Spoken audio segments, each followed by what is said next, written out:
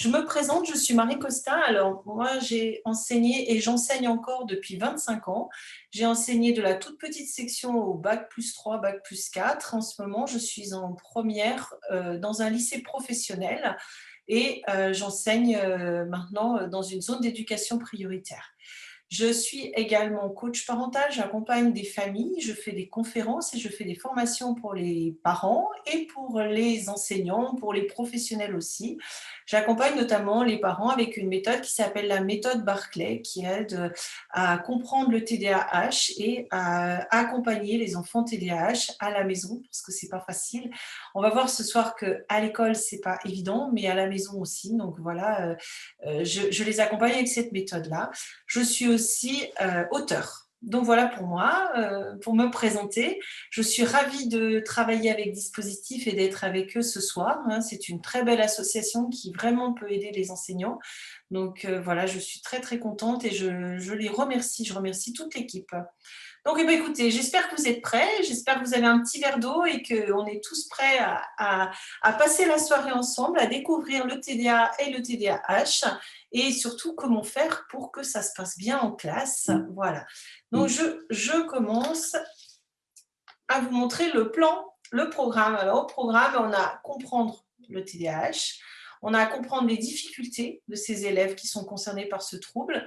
On va s'approprier des outils parce que c'est surtout ça que l'on vous demande aussi, c'est de trouver des astuces pour que dans les classes, ça se passe bien. Alors, à la fois, il y a une attitude à avoir, à comprendre et à avoir, et puis ensuite, il y a comment on peut, par des outils tout simples, dans nos classes qui sont souvent bien surchargées, aider ces enfants-là à progresser dans leur parcours scolaire malgré ce trouble. On aura un moment de conclusion et de réponse aux questions.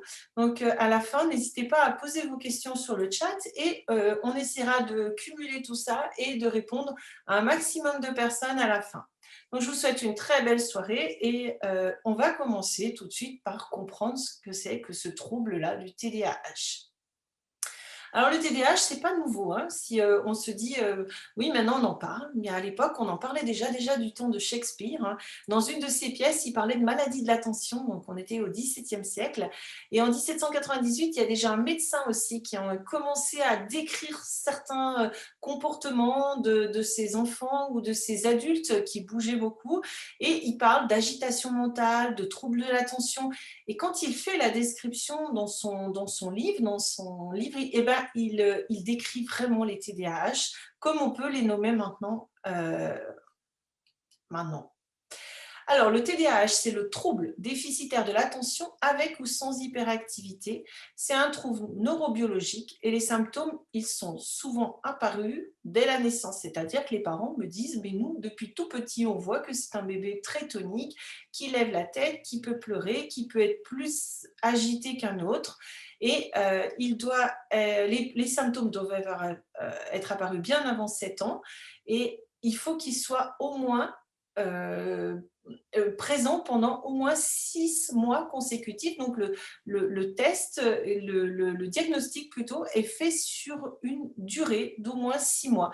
Hein, ce n'est pas quelque chose que vous allez faire tout de suite. On va voir les médecins. C'est un médecin, c'est un neuropédiatre ou un neuropsychiatre qui va le diagnostiquer et qui va faire passer un test qui s'appelle le DSM-5, 4 ou 5, et en fait qui va essayer vraiment de voir comment cet enfant-là, il agit sur la durée et aussi sur toutes les sphères. C'est-à-dire qu'on n'est pas seulement sur la sphère de la maison, on a le trouble, il est aussi à l'école, il est sur de l'extrascolaire, il est sur le temps de la cantine, il est sur le temps des activités, il est chez les grands-parents. Bref, ces enfants-là, ils ont leurs troubles de partout, ils les accompagnent de partout. Alors, on continue. Moi, je vous ai trouvé dans un ouvrage en 1897. Leur mobilité est exubérante. Ils ne restent en place nulle part, se lèvent de table à chaque instant sans motif. S'ils jouent, ils passent rapidement d'un jeu à l'autre. Vous voyez, c'était quand même un peu eux qui étaient décrits. Oula. Alors, on parle de TDAH parce que en fait, c'est un peu comme si dans leur cerveau, il y avait des troubles de connexion et des troubles de l'information qui soient erronés. Un peu comme s'il manquait des feux de signalisation sur un réseau routier. ou alors que les voitures n'aient pas un bon système de freinage ou de démarrage. Un peu comme si ils étaient obligés d'utiliser d'autres voies pour fonctionner par rapport à un enfant qui ne serait pas TDAH. Alors, on a étudié ça, ces connexions qui n'étaient pas bonnes, et on sait que maintenant, c'est à cause des neurotransmetteurs au niveau du cerveau qui vont pas fonctionner de la même manière, hein. Donc, il y aura un ralentissement de certaines zones au niveau du lobe frontal notamment, et puis on aura des neurotransmetteurs qui seront différents, comme la dopamine, la sérotonine, la noradrénaline. Tout ça va changer dans leur cerveau, donc c'est pour ça qu'on appelle ça un trouble. Et dans le TDAH, le premier, le T, c'est le trouble. Alors, ça va agir, ce trouble, sur les fonctions cérébrales, hein. Il va y avoir un vrai impact sur le cerveau. Donc là, on va parler, on va dire que c'est les tâches cognitives exécutives qui vont être en difficulté.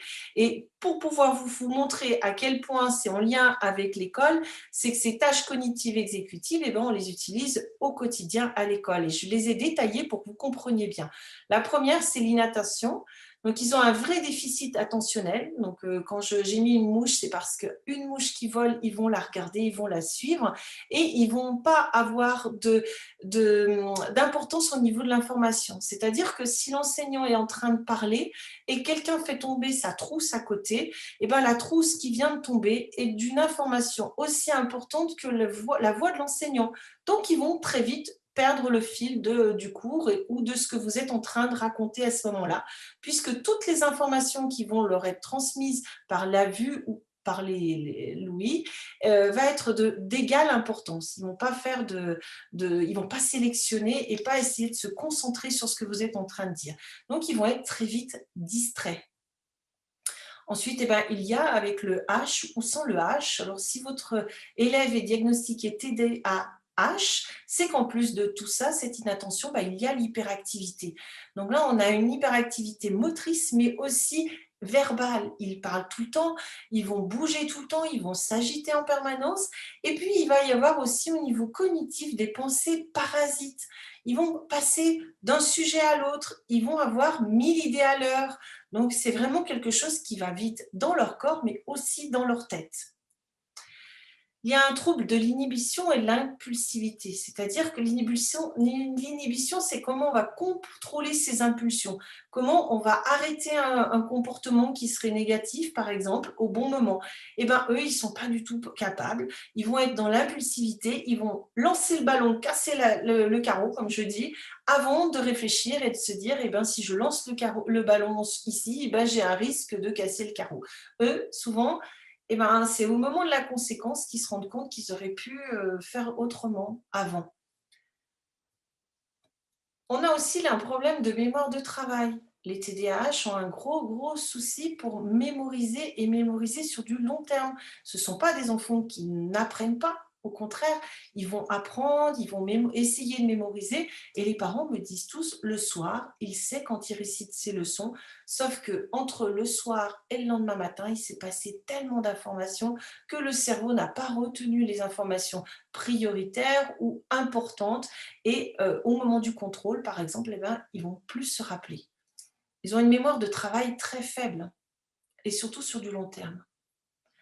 Ils ont un problème aussi dans la planification, c'est-à-dire se fixer un objectif et l'atteindre. Et puis ne pas oublier qu'on s'est fixé cet objectif-là.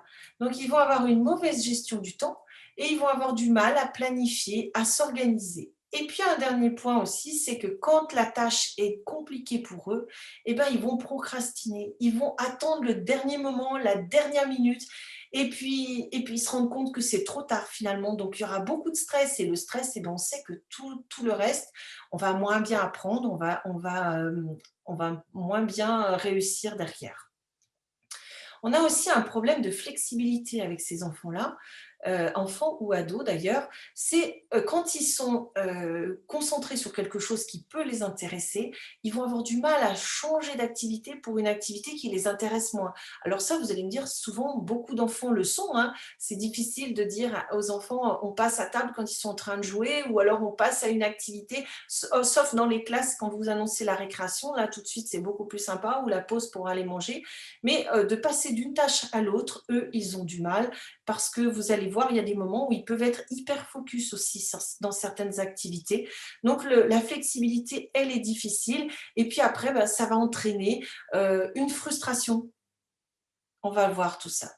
Un problème pour s'organiser, pour pouvoir passer d'un point à un autre et à faire plein de tâches différentes les unes après les autres. Dans leur tête, tout est un peu brouillon, mal organisé, ça va se mélanger, on va oublier certaines informations, on va reprendre d'autres informations, on ne sait plus où on en est. Donc en fait, dans l'organisation, c'est très compliqué. Et vous savez qu'à l'école, on en a besoin d'être organisé, on a besoin, ne serait-ce que pour résoudre un problème en mathématiques. Alors, le TDAH, il se caractérise par le caractère permanent des symptômes, c'est ce que je vous ai dit, quel que soit le lieu, la situation ou les personnes. C'est un enfant qui est identique à l'école, à la maison, chez les grands-parents, de partout. On le caractérise par l'ancienneté, hein. Il faut vraiment que cet enfant-là, il ait ses troubles pratiquement depuis la naissance, mais avant 7 ans et bien avant 5 ans aussi. Et il faut qu'il y ait un retentissement sur les interrelations familiales, sociales et scolaires. Donc on voit que c'est vraiment un trouble qui gêne de partout. Alors je vous ai remis un peu les 3 grands symptômes du TDAH. Donc on a une impulsivité avec une gestuelle, une incapacité à attendre, il va agir avant de réfléchir. C'est l'enfant qui prend la parole sans lever la main dans les classes. Et ça, on en a systématiquement. Au niveau langagier, pareil, il va prendre la parole parce qu'il est tellement impatient de donner la réponse, il va couper la parole, il va s'énerver pour pouvoir dire les choses et il peut être obstiné et entêté parce qu'en plus, il pense qu'il a raison. On a le déficit de l'attention, donc là, ben, il a une attention qui fluctue et qui peut être très courte s'il est sur une tâche qui est compliquée ou qui ne l'intéresse pas. Et il va avoir un problème d'écoute. Il va écouter en partie, c'est-à-dire il va écouter les premières minutes de votre cours et puis il va décrocher, il va rêver ensuite. Et un problème de concentration, c'est-à-dire que l'attention, eh ben, la concentration, c'est l'attention qui dure. Donc là, bah, lui, ça ne dure pas. Donc la concentration, c'est compliqué. Il va oublier ses affaires, il va oublier ce qu'il a à faire. Et puis, n'importe quel bruit ou n'importe quel mouvement va tout de suite interrompre ce qu'il est en train de faire et le distraire. Et puis ensuite, si on a le H à la fin du TDA, eh ben, on a une hyperactivité motrice, c'est-à-dire que là, l'enfant, il va toucher à tout et il va être un moulin à paroles. Et puis, on parlait au niveau du cerveau, ben, il saute du coq à l'âne, voilà. Et puis, il a aussi du mal à s'endormir parce que comment voulez-vous arrêter un petit cerveau qui bouge tout le temps? Souvent, les parents nous disent, eh ben, il tombe de fatigue parce il est épuisé. Mais s'il ne tombait pas de fatigue, eh ben, il continuerait à bouger et à bouger au niveau de son cerveau. Donc, c'est très difficile de s'endormir quand on continue de réfléchir et de passer d'une idée à l'autre. Quelques informations clés sur le TDAH. Alors, il affecte 3 à 5 des adolescents ou des enfants de la population. C'est énorme, c'est-à-dire qu'en clair, on a une chance d'en avoir au moins un dans nos classes de 30. Il serait 2 à 4 fois plus fréquent chez les garçons, mais moi je nuance ça, c'est que certaines filles, elles arrivent en fait à ne pas avoir l'hyperactivité et à être tranquilles dans la classe, ça ne se voit pas, c'est moins facile à diagnostiquer. Les premiers signes, on a dit que c'était vers l'âge de 24 mois, mais j'ai entendu des parents bien avant, hein. Et puis, il faut vraiment qu'il y ait ces 6 mois de suivi pour pouvoir poser un diagnostic.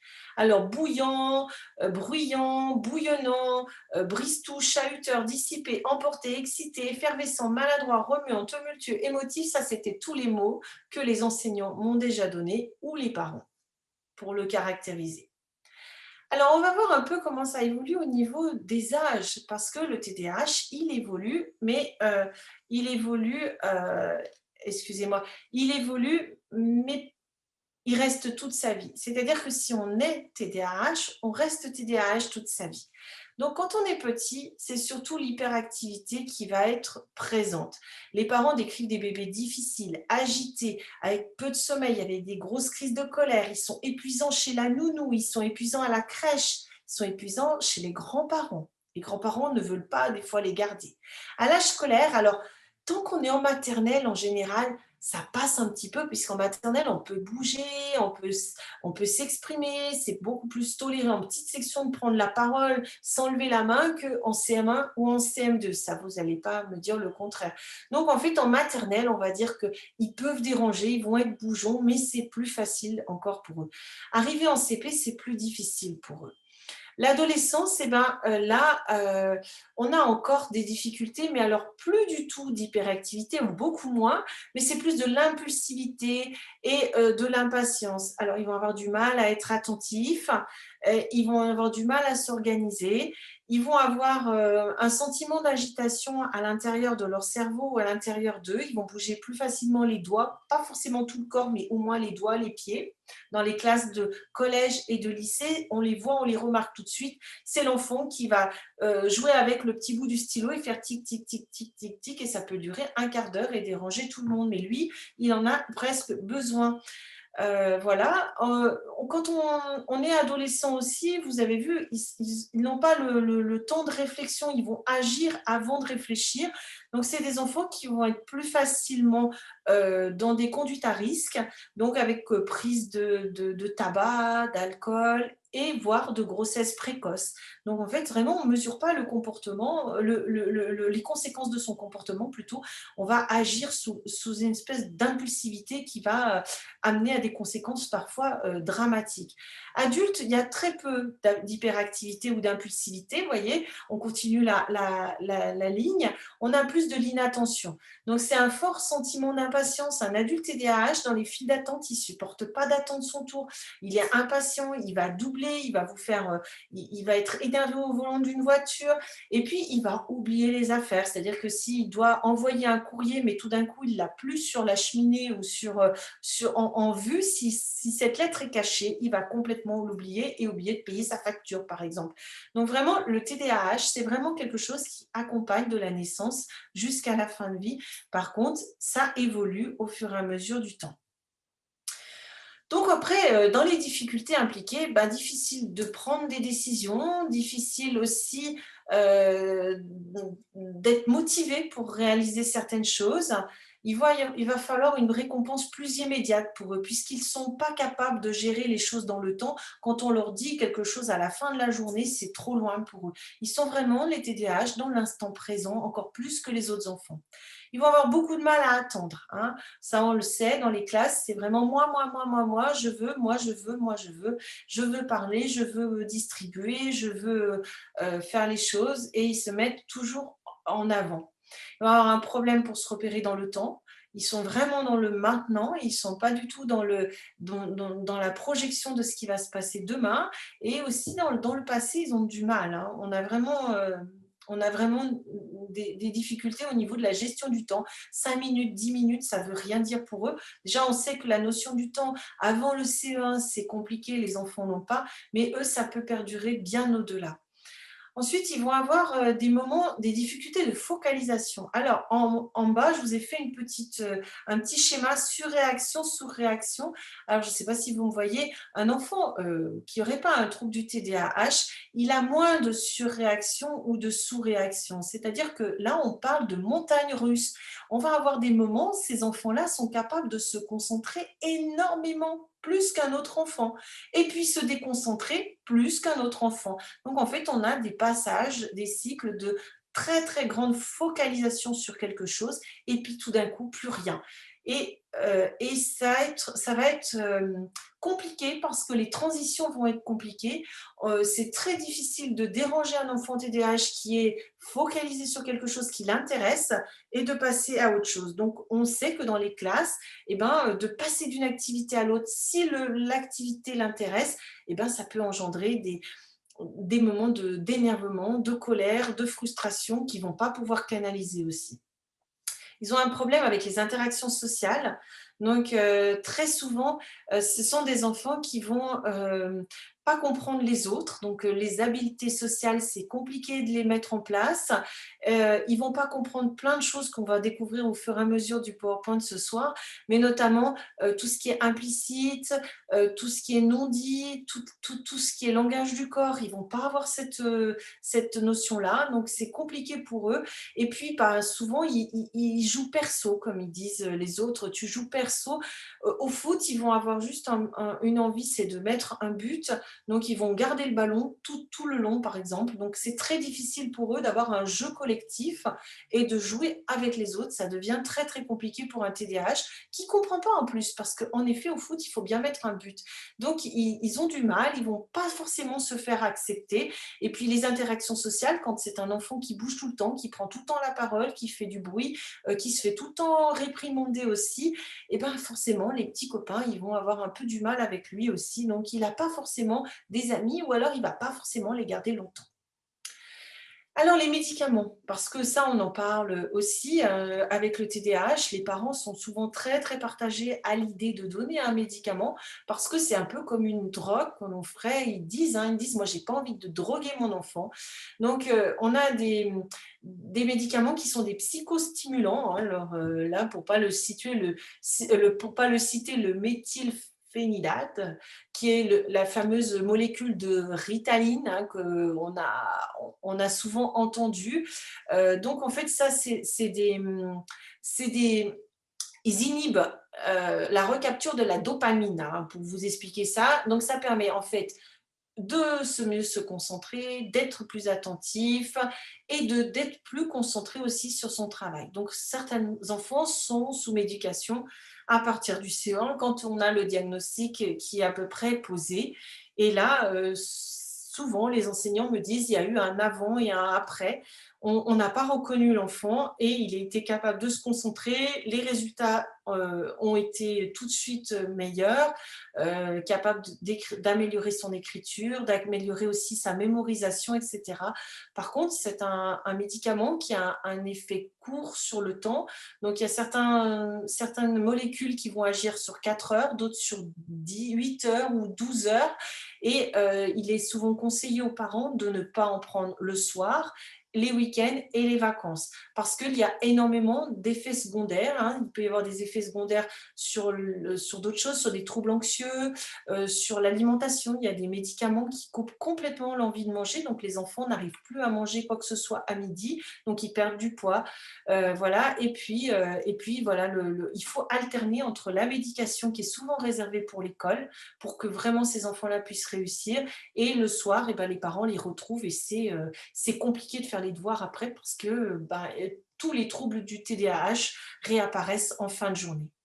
Alors Max, il était dans ma classe en CE1 et il m'a dit: «Le TDAH, c'est quelque chose qui t'énerve et qui énerve les autres autour de toi». Et je trouve que la définition, elle est juste. Et ce petit Max, eh ben, je lui rends un peu hommage toutes les fois que je fais cette conférence sur le TDAH, parce que vraiment, c'est ça. C'est quelque chose qui énerve les autres, mais ça énerve aussi ces enfants-là, parce qu'ils sentent qu'ils ne sont pas pareils et ils ne peuvent pas maîtriser certains de leurs comportements. En plus du TDAH, eh ben, on a des comorbidités, c'est-à-dire que d'autres troubles vont se greffer. Alors, on a beaucoup de troubles dans les apprentissages, et ça, c'est très important en tant qu'enseignant de le savoir. C'est qu'on va avoir un problème de dyslexie, de dyscalculie, qui sont quand même entre 31 et 45%. En plus, des troubles de la coordination, des troubles, alors on appelle ça les TOP, troubles d'opposition et de provocation. Donc ça, c'est vraiment très compliqué pour les parents. Moi, quand j'accompagne des parents ou des enseignants avec des TDAH, on arrive à gérer avec des méthodes que l'on va voir tout à l'heure. Mais par contre, quand en plus on a le trouble de l'opposition et de la provocation, et ben là, ça engendre encore plus de frustration, plus de colère, plus d'opposition, plus de vulgarité. C'est des choses qui sortent d'eux-mêmes et qui sont pas contrôlables ou difficilement contrôlables. On a des troubles de l'humeur avec des enfants qui peuvent être anxieux, dépressifs, très stressés. On a des troubles bipolaires, troubles de conduite, d'addiction, de drogue. Alors, c'est pour les plus grands, hein. Troubles anxieux, je les ai déjà dit. Les TOC, troubles obsessionnels compulsifs. On a aussi tout ce qui est tic, Gilles de la Tourette, trouble du spectre autistique, on a ça, et autisme Asperger, épilepsie. Donc, vous voyez un peu, ces enfants TDAH, ce qui est terrible, c'est qu'ils ont en plus plein d'autres troubles qui peuvent se rajouter. Alors, je vous ai fait une petite prévalence sur la dysphasie, la dyscalculie, la dyspraxie, la dyslexie et la dysorthographie, puisqu'on est sur le site de Dispositif. Donc, je me suis dit que voilà, les 25% des élèves TDAH présentent aussi des troubles 10 et c'est énorme. Et on a aussi une prédominance masculine, 4 garçons pour une fille.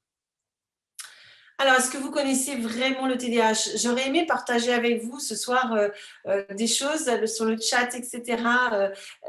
N'hésitez pas à poser vos questions dès qu'elles sont là. Comme on va passer les choses et j'aimerais être avec vous. Je suis avec vous chez vous, mais pouvoir en plus être en interaction, on est trop nombreux. Mais n'hésitez pas à poser vos questions et à les laisser et j'y répondrai à la fin. N'hésitez pas. Il faut que ce soit aussi votre soirée et que vous repartiez avec tout ce que vous avez sur le cœur et toutes vos préoccupations, en essayant de répondre au maximum à la fin à toutes vos questions. On va essayer de les regrouper. Donc, je vous rappelle de le faire. N'hésitez pas aussi à mettre des commentaires pour que les personnes de l'association Dispositif puissent avoir un retour à chaud sur ce que vous pensez de tout ce qui est dit ce soir. Alors, est-ce que vous connaissez réellement le TDAH? Pour moi, T, c'est talent varié, D, c'est dons multiples, A, c'est atout spécifique et H, habilité singulière. Moi, je pense que ces enfants-là ont en effet des talents. J'ai écrit un petit article sur mon blog costamari.com qui est vraiment sur les talents des enfants TDAH et vraiment, vous pouvez aller le lire parce qu'il y a énormément d'artistes ou de grands sportifs qui sont TDAH qui disent que grâce à leur TDAH, ils ont réussi à faire des choses que d'autres ne feraient pas, puisqu'il y a une espèce d'inconscience, d'insouciance qui fait qu'on ose aussi faire des choses quand on est TDAH et qu'en plus, on a une résistance à la fatigue qui est plus importante, on a une capacité de bouger et d'agir aussi. Donc, ces enfants-là, même s'ils peuvent être en difficulté à l'école par moment, parce que les apprentissages, c'est compliqué pour eux, parce qu'ils peuvent avoir des troubles aussi associés, eh ben, tout n'est pas perdu pour eux. Au contraire, quand ils grandissent, ils peuvent vraiment être de belles personnes et avoir des vrais talents et des belles choses. Et ça, c'est quelque chose que je tiens à dire parce que au quotidien, en tant qu'enseignante, on sait, ce sont des enfants fatigants, mais tellement attachants. Et c'est ça que je veux voir ce soir. C'est ce côté positif qu'on va essayer de mettre en valeur chez eux. Donc, comprendre les difficultés maintenant à l'école. Alors, à la maternelle, ben, ils sont souvent agités, pénibles, épuisants, mais aussi attachants. Souvent, ils vous disent qu'ils vous aiment. En primaire, eh ben, c'est là où on a les difficultés scolaires parce que il y a le début des apprentissages. Il faut se poser sur une chaise, il faut écouter l'enseignant. Le temps de jeu est raccourci par rapport à la maternelle. Donc là, à ce moment-là, c'est compliqué. Et puis, les relations avec les petits copains vont être aussi un petit peu plus compliquées. Et l'enfant peut se sentir rejeté, ce qui va entraîner de la colère, de la frustration, de la tristesse. Et tout ça, ils ne gèrent pas leurs émotions. Donc, ça va rajouter des complications dès le CP en primaire. Au collège, malheureusement, l'échec scolaire devient plus important, les copains encore plus rares. Et là, il y a en fait ces enfants du collège que j'accompagne aussi, on sent qu'ils disent au quotidien qu'ils sont nuls, qu'ils n'y arriveront jamais parce qu'ils entendent en permanence qu'ils sont trop bougeants, qu'ils ne sont pas capables d'écrire correctement, parce qu'ils sautent du coq à l'âne, qu'ils prennent la parole tout le temps, etc. Donc, ils ont entendu à longueur de journée, que ce soit à la maison, que ce soit même les grands-parents ou les voisins, ou même une maman qui les garde, des fois les mamans des petits copains au goûter d'anniversaire ou les enseignants, parce qu'ils exaspèrent tellement qu'ils entendent beaucoup de négatifs. Et ça, ça diminue vraiment leur estime d'eux-mêmes. Et ça, c'est un vrai problème chez ces enfants-là. La baisse d'estime de soi fait qu'après, derrière, on est encore plus dans des émotions négatives et c'est encore plus difficile à gérer.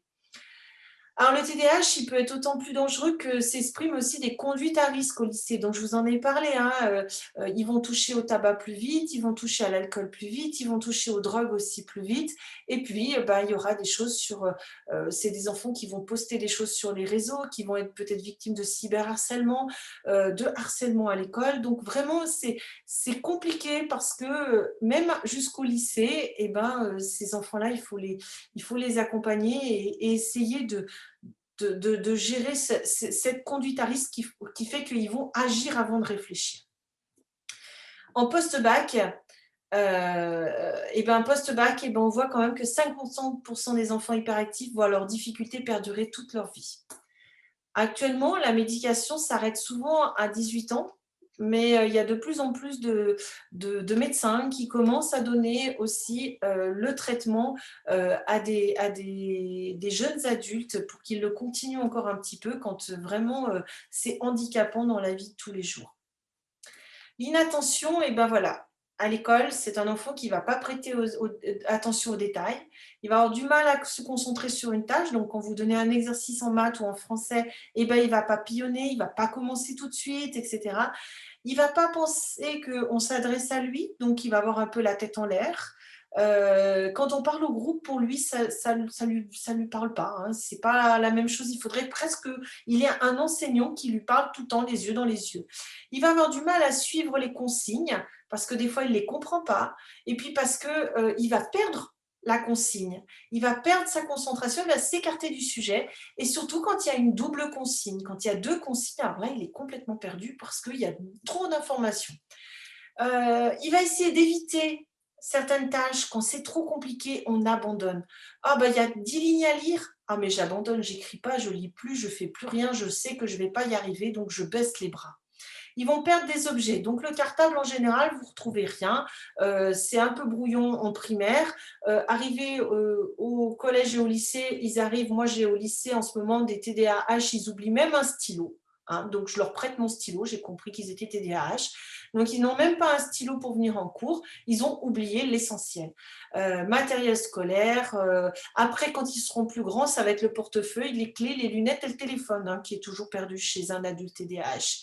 Il va se laisser toujours distraire aussi, ça on l'a déjà dit, et il va oublier ces choses dans le cadre des activités quotidiennes, c'est-à-dire qu'il passe de la cuisine à la salle de bain, il aura oublié ses informations, il ne saura plus ce qu'il faut faire, il va être obligé de retourner dans la cuisine. Ça nous est aussi arrivé, mais eux, c'est encore pire, c'est qu'ils changent d'endroit, ou ils changent de salle de cours, ils changent de quelque chose, et voilà, ils ont oublié le fil de l'histoire. L'hyperactivité, eh ben, ce sont des enfants qui vont remuer les mains, les pieds, se tortiller sur la chaise, etc. Ils tapent aussi leurs doigts sur la table, ils vont taper du pied, ils vont faire craquer les jointures des doigts. Ce que je disais, les petits stylos qui font tic-tic comme ça en permanence. Ils vont se lever spontanément de leur chaise en classe, alors que on demande quand même à ce qu'ils restent assis, mais eux, c'est plus fort qu'eux, ils vont être déjà debout et vous ne comprenez pas pourquoi ils sont en train de traverser la classe. Ils vont avoir du mal, à difficulté aussi à jouer, à participer tranquillement à des activités de loisirs. C'est souvent très compliqué avec eux, aussi sur le temps périscolaire, et ils vont parler excessivement. L'impulsivité, toujours la même chose, hein, ils ne vont pas réfléchir, ils ne vont pas respecter les règles ou les consignes. C'est-à-dire que vous avez beau mettre un beau tableau de comportement, eux, ils l'ont oublié. Vous avez beau mettre des points verts, des points oranges, des points rouges, ils vont complètement oublier et ça ne va pas avoir d'effet sur eux, à part s'ils ont 3 points rouges et qu'ils là, ils sont très peinés, ils vont faire un effort pendant 10 minutes, mais au-delà de 10 minutes, de toute façon, tous les troubles du TDAH vont ressurgir et en fait, on ne peut pas leur demander de tenir dans le temps. Alors, il y a des choses, hein, qui vont fonctionner, mais certaines choses où la récompense, quand elle est trop loin, par exemple, pour eux, c'est pas possible, c'est inatteignable. On ne peut pas attendre, on ne peut pas gérer sa frustration avec les émotions, ils vont se fâcher d'une manière excessive. Et puis, ils ne vont pas entrevoir les conséquences, ça on l'a déjà dit, les transitions qui vont être compliquées et ils vont interrompre les autres. Ils vont avoir des difficultés socio-émotionnelles. C'est-à-dire que comme ils n'ont pas confiance en eux, ils ne vont pas pouvoir réussir à comprendre, à gérer toutes leurs émotions. C'est-à-dire que si on en dit à un enfant, TDAH, tu nul, t'es un bébé, tu moche, et cetera, il va prendre ça pour argent comptant et il va exploser et il va frapper, s'énerver, voilà. Il va pas prendre de recul en disant à l'autre: «Mais c'est toi qui l'as dit qu'il est», comme disent, les petits, dans la cour de récréation ou alors, «Mais non, je ne suis pas ça, moi je suis quelqu'un d'autre». Voilà, la confiance, ils en ont plus, donc de toute façon, tout ce qu'on va leur dire, c'est argent comptant. Ils vont avoir une mauvaise interprétation aussi des conventions sociales, c'est-à-dire que quand, il faut rester assis, ils vont se lever, quand, il faut attendre son tour, même en salle de sport, hein, c'est compliqué, ils vont passer devant. Il y a des choses aussi qui sont de l'ordre de l'implicite ou alors du deuxième ou du troisième degré, hein. C'est-à-dire que si, une maman rentre dans la chambre et elle dit par exemple: «Ah bah, c'est bien rangé cette chambre, hein», et ben, eux, ils vont entendre: «C'est bien rangé cette chambre». Ils vont pas comprendre que, la personne est en train de dire l'inverse et que le ton est ironique.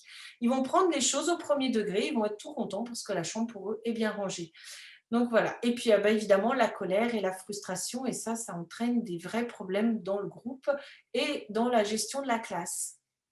Alors, n'hésitez pas, on passe à autre chose là, à encore laisser vos commentaires sur le chat. On va répondre à tout ça et n'hésitez pas aussi à boire un verre d'eau, à vous sentir bien.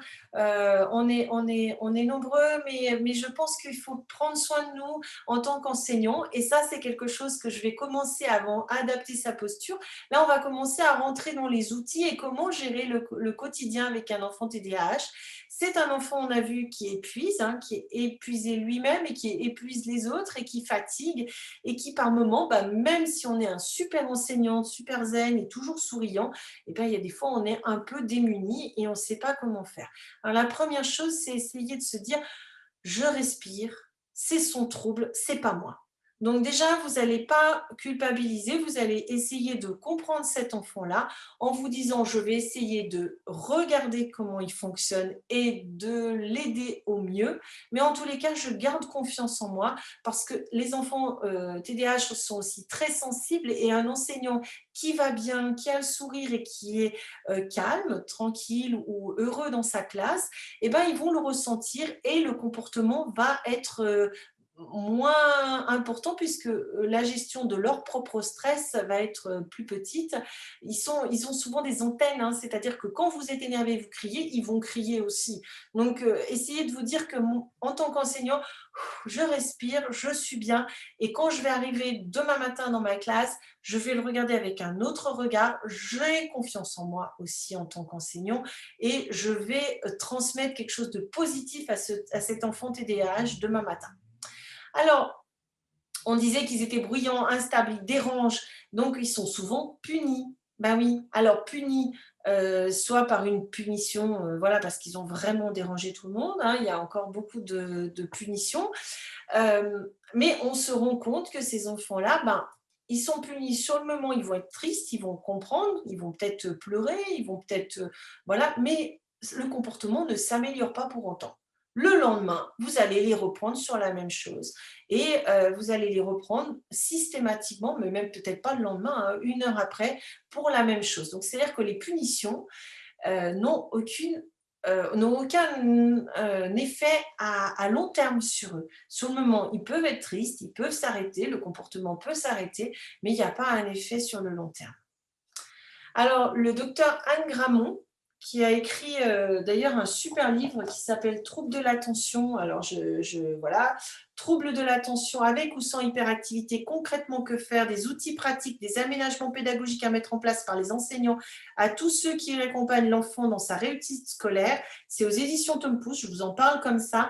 Mais elle, vraiment, c'est un docteur qui accompagne énormément de TDAH et en fait qui va nous faire comprendre qu'en changeant notre posture, eh ben, on peut accompagner encore mieux ces enfants-là. Donc, je vais lire carrément sa phrase. Les enfants qui souffrent d'un TDAH présentent des troubles d'apprentissage qui nécessitent la reconnaissance de leurs difficultés et la mise en œuvre d'une adaptation pédagogique afin de leur permettre de suivre une scolarité ordinaire. La difficulté pour les enseignants confrontés à un enfant TDAH consiste à parvenir à lui proposer un enseignement individualisé dans un contexte collectif. Et ça, on le sait très bien. On parle d'hétérogénéité, on parle de plein de choses, mais c'est vrai que quand on a 30 à 35 enfants dans la classe, c'est compliqué d'avoir un enseignement juste pour cet enfant TDAH au milieu d'un groupe classe. Par ailleurs, ce sont des enfants extrêmement sensibles qui présentent la plupart du temps une souffrance psychologique liée à l'ensemble des difficultés découlant du TDAH qu'ils rencontrent depuis leur jeune âge. On parlait de baisse d'estime de soi, etc. Il est primordial de valoriser les comportements adaptés, soit par des félicitations verbales, soit par un système de récompense, et de ne pas sanctionner pour les comportements inadaptés. Donc là, c'est une parole de médecin, et moi, je l'ai testé dans ma classe. Je l'ai testé vraiment, je me suis dit, si je punis Marie, si tu punis 2 fois un enfant, quel qu'il soit d'ailleurs, pour la même chose, c'est que la punition n'a pas eu d'effet. Voilà. Donc, j'ai arrêté de punir et moins je punissais les enfants, plus ils étaient sages et plus l'enfant TDAH pouvait réussir à se calmer dans son comportement. Donc ça, c'est vraiment quelque chose que j'ai à cœur ce soir, c'est de vous dire que la punition, la carotte et le bâton, ce ne sont pas des choses qui sont faites pour les enfants TDAH. Et c'est la maman de Nolan qui m'a dit ça, là, dernièrement, aux vacances, juste avant les vacances de février. Pour mon fils TDAH, le bâton et la carotte ont très peu d'effet sur lui. Et elle avait raison. Elle avait raison, en effet, le système récompense à long terme, c'est-à-dire si tu es sage, ben, à Noël, tu auras un cadeau, par exemple, ou si tu es sage, dans un mois, tu auras quelque chose. Là, ça ne fonctionne pas puisqu'ils auront oublié, puis c'est trop long, un mois. Et puis, bah, le bâton, c'est la punition, ça n'a pas forcément aussi plus d'effet sur eux. Alors moi, je voulais vous faire remarquer que dans une classe, un enfant préfère être puni qu'ignoré. Lorsqu'on ne fait pas remarquer certaines choses de positif à certains enfants, eh ben, il va utiliser le négatif pour se faire remarquer, pour être au centre de l'attention, pour que l'enseignant s'adresse à lui et passe un peu de temps privilégié avec lui, même si c'est pour le gronder, le réprimander, faire les gros yeux, le reprendre, non, touche pas ça, non, assieds-toi, non, reprends pas. Eh ben, en fait, il est finalement content. Il préfère avoir toutes ces remontrances et être au centre de l'attention que d'être complètement ignoré. Alors en plus, ces enfants TDAH, quand ils sont vraiment punis et qui sont punis dans toutes les sphères de la vie, et ben à la fin, ils finissent par dire même pas peur, même pas mal. Les punitions, c'est pas grave. On est obligé d'augmenter la punition ou d'augmenter en sévérité pour pouvoir obtenir quelconque comportement adéquat derrière.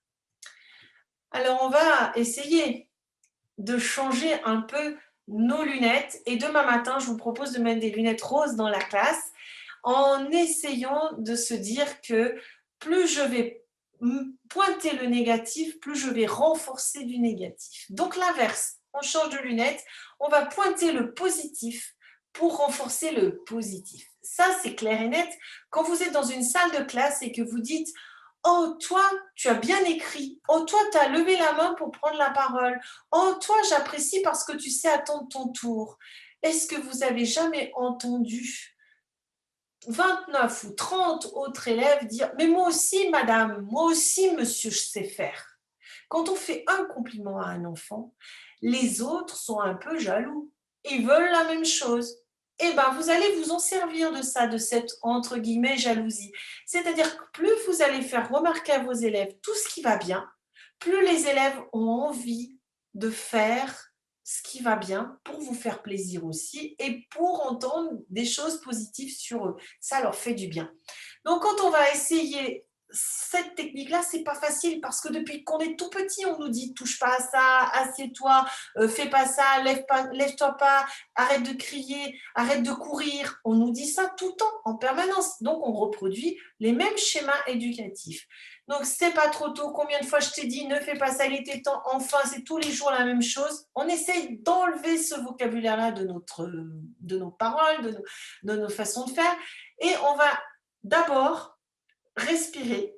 Respirer quand il n'y a rien qui va. Fermez si vous voulez 2 secondes les yeux. Vous soufflez fort. Ça aide aussi au niveau de la gestion du stress de l'enseignant ou de l'adulte.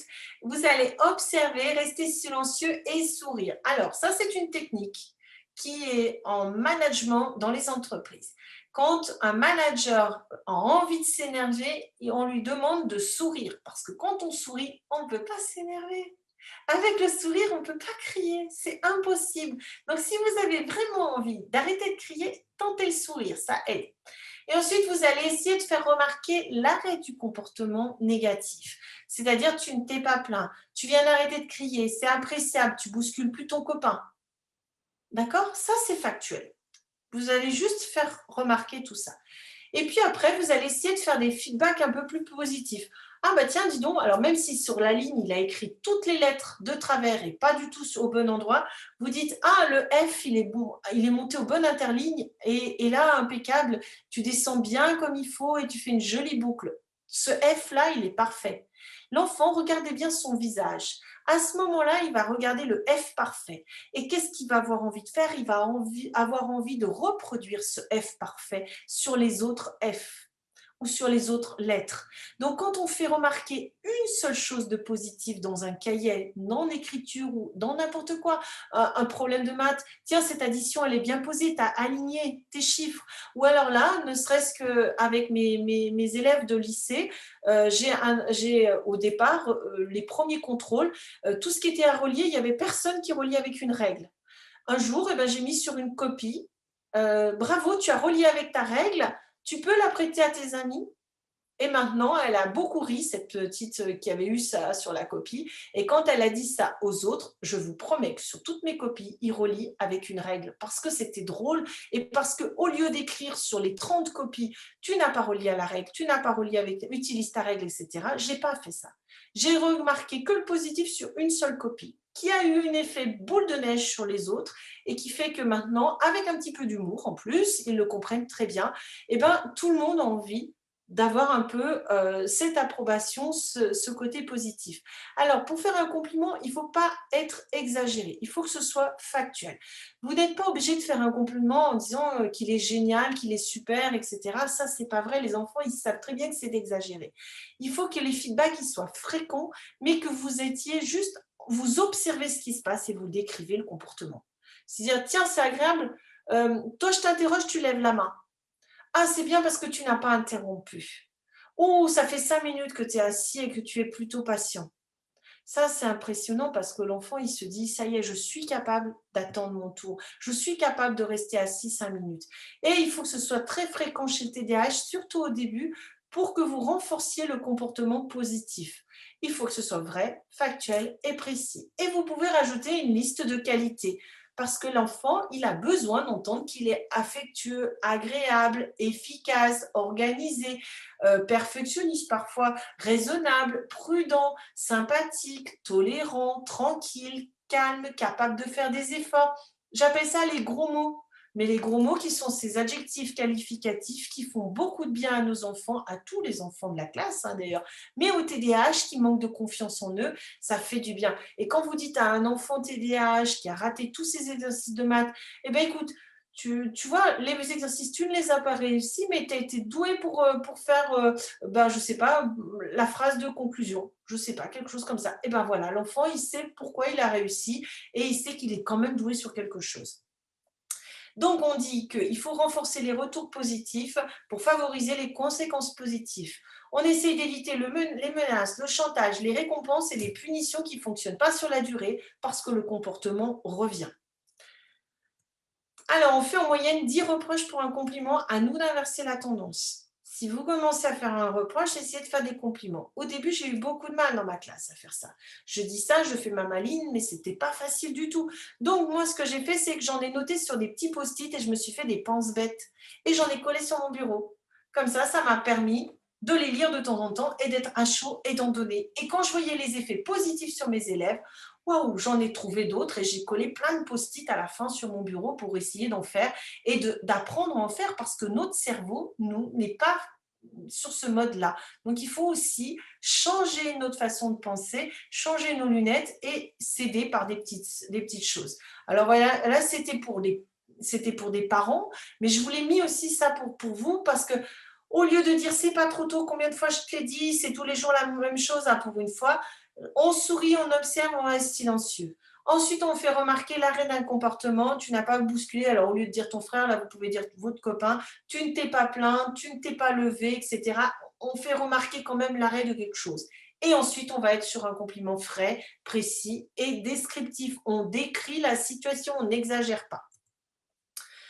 Alors, un petit exercice. Si l'enfant est resté assis sur sa chaise le temps de l'exercice et il se levait bruyamment, eh ben, on va juste lui dire, ça fait 5 minutes que tu es capable comme de rester assis sur ta chaise.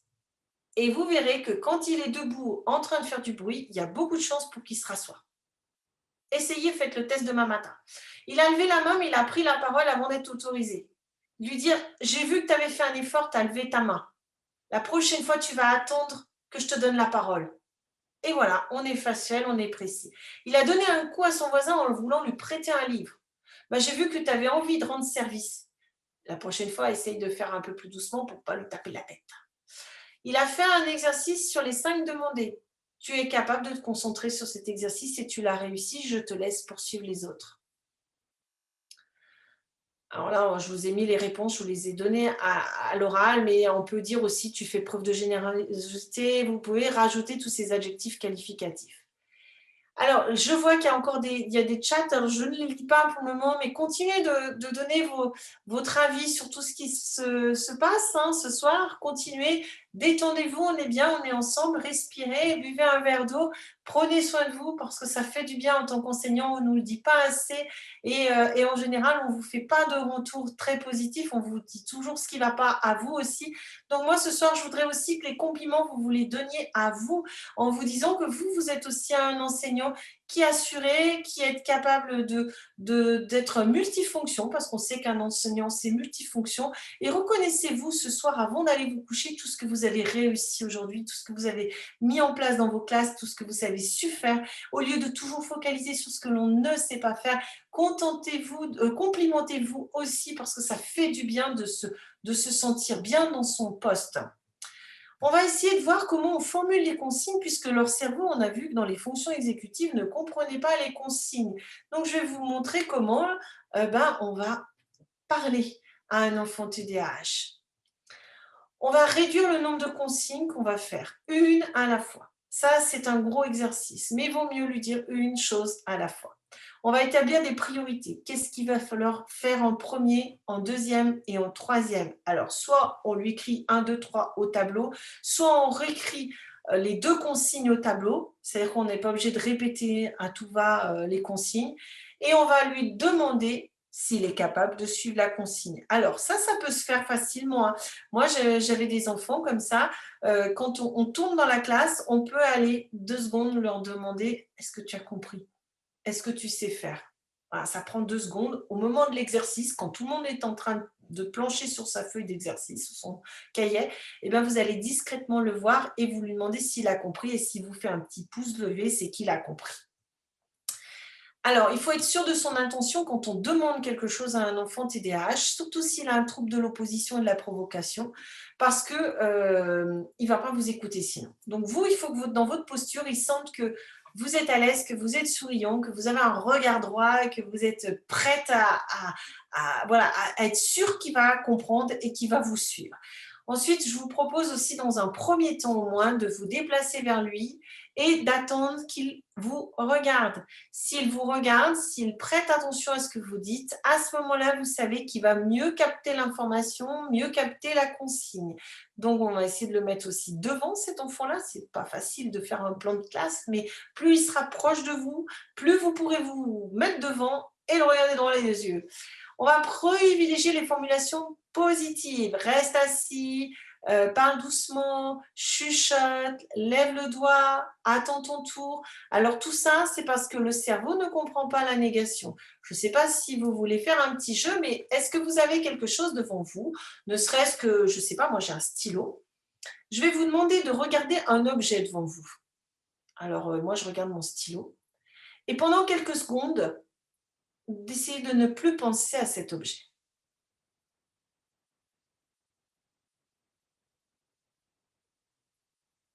Est-ce que c'est facile? Alors sur le chat, vous pouvez répondre. Est-ce que c'est facile de ne plus penser à cet objet? Je n'ai pas vos réponses, je n'ai pas tout ça, mais je lirai tout ça après. En général, dans toutes les conférences, tout le monde me dit non, non, non, non, non. Non, parce que notre cerveau n'est pas formaté pour comprendre la négation, ne pas penser à. Le Il y a cerveau beaucoup ne de noms, comprend. Marie, là, sur beaucoup de noms. Beaucoup de non, merci beaucoup pour votre retour. C'est vrai que ça fait du bien aussi d'avoir un retour de dispositif. Merci beaucoup. Eh bien non, le cerveau ne comprend pas la négation parce qu'on n'est pas formaté pour comprendre ça. Alors si vous, adultes, à partir de 25 ans, le cerveau est mature, donc vous avez presque, je pense, tous 25 ans et plus, vous pourriez me dire, oui Marie, j'arrive à faire ça, mais parce que j'ai visualisé autre chose, j'ai visualisé un bâton, j'ai visualisé un nuage, j'ai visualisé autre chose, n'importe quoi à la place de votre forme. Et si on part dans de la visualisation, on peut ne plus penser à l'objet. C'est vraiment difficile de le faire en tant qu'adulte. C'est encore plus difficile de le faire en tant qu'enfant. C'est même impossible. Donc, quand on dit à un enfant ne touche pas, ne crie pas, ne cours pas, il entend touche, crie, court. Tout l'inverse de ce que vous voulez. Donc, quand vous donnez une consigne à un enfant, n'importe quel enfant, mais surtout les TDAH, essayez de dire ce qu'il doit faire au lieu de dire ce qu'il n'a pas le droit de faire. Si vous avez compris que ça ce soir, ça va vous faciliter dans le quotidien. Vous allez voir qu'ils vont mieux vous écouter et mieux réaliser ce qu'ils doivent faire. C'est pas magique, mais presque. Une consigne à la fois, on l'a déjà dit. On peut aussi rester près de lui au départ jusqu'à ce qu'il fasse les choses. Parce que là, ça devient important. La maîtresse ou le maître ou l'enseignant ou le professeur ou le parent reste à côté de moi. C'est-à-dire que quand même, ce qu'il attend, c'est que je fasse les choses, que j'aille jusqu'au bout, que j'arrête de procrastiner, d'attendre. Donc là, la consigne est importante. Il y attache beaucoup d'importance. Donc, je vais peut-être m'y mettre un peu plus vite. Demandez à l'élève de répéter la consigne, parce qu'une fois sur deux, son cerveau était parti ailleurs. Il y avait une mouche qui volait. Et même si vous regardez, parfois, il n'est pas capable de redire les choses. Donc, au lieu que ce soit vous qui répétiez, arrêtez de répéter. Barclay, dans le programme Barclay, le dit très très bien. Hein, le programme Barclay que je fais pour les parents qui veulent aider les enfants TDAH, c'est arrêter de répéter. On dit les choses une fois. Après, comme on est un super enseignant, on a droit à un joker et puis ils peuvent nous demander. Et s'ils nous demandent, on dit une deuxième fois. Mais dans les classes, moi, j'ai toujours dit, je suis fatiguée de répéter. Je le dis dès le début, en septembre. Je dis, il va falloir que vous soyez prêts à comprendre la consigne tout de suite. Donc, on faisait plein de jeux. On faisait plein de jeux pour essayer de comprendre. Une fois, pof, alors les jacadis, ça marche super, etc. Vous faites sous forme de jeu en primaire ou en maternelle avec des stop ou encore, par exemple, dans la salle de gym. Et alors, pareil, au collège et au lycée, c'est la même chose. On dit au départ que l'on est fatigué de répéter et que en plus on pense qu'ils sont capables de comprendre les choses. On va renforcer le positif chez ces élèves-là en leur disant je pense que vous êtes capable. Maintenant, vous êtes en quatrième, c'est pas comme l'année dernière. Ou maintenant, vous êtes en cinquième, c'est pas comme l'année dernière. Donc maintenant, je pense qu'à partir de maintenant, je peux vous faire confiance. Je ne répéterai pas les consignes. Il faut les prévenir. Et ensuite, au lieu de répéter, vous faites demander à l'enfant de répéter. Qu'est-ce que je t'ai demandé de faire? Et vous attendez. Et s'il commence à faire quelque chose ou répondre correctement, vous le félicitez. Toujours la même chose avec les compliments descriptifs. Tu t'es souvenu de la consigne, par exemple. On peut les chanter, les consignes, ça marche très bien. Au lieu de s'énerver, franchement, moi, je les chante et même encore jusqu'au lycée. Alors, il faut bien connaître ses élèves, mais sincèrement, les enfants adorent. Si vous n'aimez pas chanter, vous avez peur de chanter faux, vous pouvez chuchoter. Parce que quand on fait l'inverse, qu'on descend le volume sonore, mais qu'est-ce qu'elle a dit? Mais t'as entendu? Mais tais-toi, chut. Donc, chuchoter, ça marche bien. Et d'ailleurs, ça, je l'ai vu parce que les jours où j'étais à fond dans ma classe, c'est là où les élèves étaient encore plus sages. Donc, vraiment, baissez le niveau sonore, vous, et vous verrez, quand on baisse au fur et à mesure de la phrase, on recapte l'attention. On peut mettre une lumière tamisée. Alors, soit vous coupez les 3 gros néons de dessus de la classe et vous laissez juste la lumière sur le tableau, soit vous laissez juste la lumière du jour 2 minutes et vous faites juste, on baisse l'intensité de la lumière. Et on peut, si on a une classe à soi, mais si on est au collège, lycée, on ne peut plus, mais allumer une petite veilleuse. Et ça peut être un moment où on va demander aux enfants de se recentrer sur eux, sur leurs sensations, et puis se calmer, parce que parfois, il y a beaucoup d'agitation et d'électricité dans l'air dans les classes. Et plus il y aura d'agitation, le temps à la neige, comme on dit, plus l'enfant TDAH, il va être exubérant, tous ces troubles vont être exacerbés. Donc, il faut vraiment favoriser ce moment calme ou ces moments calmes à plusieurs moments de la journée. Alors ça, c'était Give Me Five. Moi, j'avais ce petite chose-là, avec les 5 doigts, derrière assis, oreille à l'écoute, yeux dans les yeux, mains sur les jambes, bouche fermée, et hop, on met la bouche sur le doigt. Vous pouvez en avoir d'autres, hein, des Give Me Five, j'attends le silence. Il y a plein de choses qui peuvent se faire. Celui-là, c'est un exemple, mais je pense que vous en utilisez d'autres. Il y a aussi prévenir en douceur les transitions. On a vu que nos enfants TDAH n'arrivaient pas à passer d'une transition à l'autre. Alors, vous pouvez avoir un petit carillon, une boîte à musique, une flûte, un bol tibétain, des choses qui peuvent changer du rythme et la mélodie change en début ou en fin d'exercice pour amener aussi l'attention de la classe. Le bol tibétain, moi je l'ai vu la première fois, c'était dans une classe en lycée avec une professeure d'histoire-géographie et franchement, ça fonctionnait très très bien. Donc en fait, c'est quelque chose que vous pouvez mettre en place de partout et ça fonctionne à tous les âges. Alors, on va s'approprier un petit peu les outils maintenant. Alors, je vous laisse encore sur tout ce qu'on vient de dire. Mettre vos remarques sur le chat, n'hésitez pas. Je regarderai tout ça après, je vous promets, et je répondrai à vos questions à chaud, donnez vos impressions, dites ce que vous en pensez et on continue. J'espère que vous allez bien, j'espère que vous êtes tous en forme. On voit qu'on est encore très nombreux sur le webinaire ce soir et je suis très contente d'être avec vous. Alors maintenant, on va avoir des outils très pratiques encore pour aider les enfants de maternelle et de primaire. Et puis, je vous aborderai un petit peu le collège et le lycée. C'est des formations que je fais dans les classes et que je fais surtout avec les enseignants, mais qui peuvent prendre 2 jours. Alors ce soir, je vous ai mis un condensé et je vais très vite et j'enchaîne. Il y a plein d'autres choses qui peuvent être abordées. C'est un peu succinct, mais quand même, on va essayer de dérouler pour que dès ce soir, vous ayez des outils. Certaines choses, vous les utilisez déjà. Attention, hein, j'ai rien inventé. Il y a plein d'enseignants qui utilisent et qui ont déjà plein d'idées. Et voilà, mais parfois, on essaye quelque chose, ça dure un temps, puis après, on a oublié qu'on pouvait faire comme ça, comme si. Donc, ça fait du bien de temps en temps de redécouvrir certains outils ou alors d'en découvrir si vous ne les connaissiez pas. Donc, je vous laisse, on va découvrir. On va essayer d'organiser notre classe dans la classe. On va essayer, plus la classe est organisée, chaque chose à sa place, plus l'enfant TDAH va repérer les choses. Hein. C'est-à-dire que dans sa tête, c'est tellement brouillon que si nous, dans notre classe, c'est à peu près rangé, trié et classé et à sa place, eh ben, c'est beaucoup plus facile. Rarement, j'ai vu des classes désorganisées. Hein, moi, pour avoir enseigné 25 ans, en général, tout ce qui est, les maîtres ou les maîtresses ont des petites étiquettes, ont des petites choses. Ça fait vraiment partie, je pense, de l'ADN de l'enseignant. Mais si au fur et à mesure de l'année, c'est un peu moins bien rangé, eh ben, prenez le temps de temps en temps de refaire un peu de tri et de rangement et de réaligner les choses. Ça fait du bien aux enfants TDAH. On a les casiers avec les photos, il faudrait marquer le prénom de l'enfant partout, même en primaire, enfin jusqu'à la fin du primaire, hein, sincèrement, demander aux parents est-ce que sur chaque crayon de couleur, on enlève un petit bout de la couleur et on met l'initiale de l'enfant parce que les étiquettes, ils les grattent et tout part. Donc vraiment, vous enlevez un tout petit bout du crayon de couleur, là, hop, avec un petit cutter, et vous mettez un petit signe qui va faire un repérage parce que ces enfants-là vont laisser traîner leurs affaires, vont les perdre, vont les casser, vont les abîmer, vont les mordiller. Donc, il faut trouver des étiquettes qui tiennent bien ou alors un autre système d'étiquetage. On va ranger le matériel entre chaque activité, ça c'est surtout vrai en maternelle ou lors de manipulation.